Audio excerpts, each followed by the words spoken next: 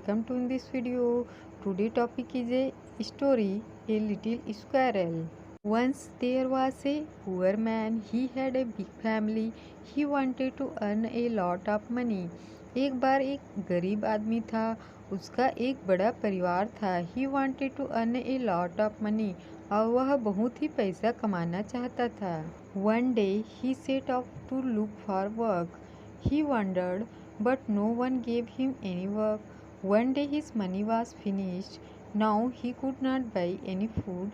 Tired and hungry, he lay down under a tree to take rest. At last, he decided to return home the next day. एक दिन वह काम की तलाश में निकल पड़ा. वह भटकता रहा, लेकिन किसी ने उसे कोई काम नहीं दिया. एक दिन उसका पैसा खत्म हो गया. अब वह कोई फूड भी नहीं खरीद सकता था. थका हुआ और भूखा वह आराम करने के लिए एक पेड़ के नीचे लेट गया. अंत में उसने अगले दिन अपना घर लौटने का फैसला किया. अब उसके पास क्या था, जितना भी पैसा था वो ख़त्म हो गया था. तो ख़त्म होने के कारण वो न तो कोई फूड खरीद सकता था. इसीलिए उसने सोचा कि मुझे तो कोई काम भी नहीं मिला और मेरे पास पैसा भी नहीं है फूड खरीदने के लिए, और वह थक भी गया था भूख के कारण. इसलिए उसने क्या सोचा कि मैं अगले दिन अपना घर चला जाऊं. Next morning, he went to a nearby lake to wash his hand and face. There he saw a squirrel. It was sitting on the edge of the lake. Next morning, अगली सुबह जो है वह अपना हाथ, हैंड और अपना face, चेहरा धोने के लिए पास की एक लेक के पास गया. वहाँ उसने एक स्क्वेरल, एक गिलहरी को देखा. यह जो है लेक के किनारे पर बैठा था. The man saw that it was dipping its tail into the water and thus shaking it on the ground. The man asked a little squirrel, "What are you doing?" उस आदमी ने देखा कि जो छोटी गिलहरी थी वह अपने टेल को पानी में डुबो रही थी और उससे फिर अपनी पूंछ को पानी में डुबोने के बाद उसे ज़मीन पर हिला हिला कर गिरा रही थी. तो उस आदमी ने पूछा, लिटिल स्क्वेरल, छोटी गिलहरी, "What are you doing?" क्या कर रही हो? "I am emptying this lake," replied the squirrel. "But how can you do this?" asked the man. "Even if you dip your tail in the lake millions of times, it would still not be empty." मैं इस lake को खाली कर रही हूँ, replied the squirrel. Squirrel ने कहा, "But how can you do this?" asked the man.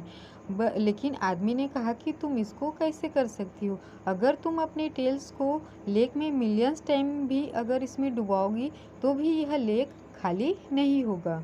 Never mind, said the squirrel, I can still try. कोई बात नहीं, गिलहरी ने कहा, मैं लेकिन अपनी कोशिश तो कर सकती हूँ. It opened the man's eyes and he learn a lesson.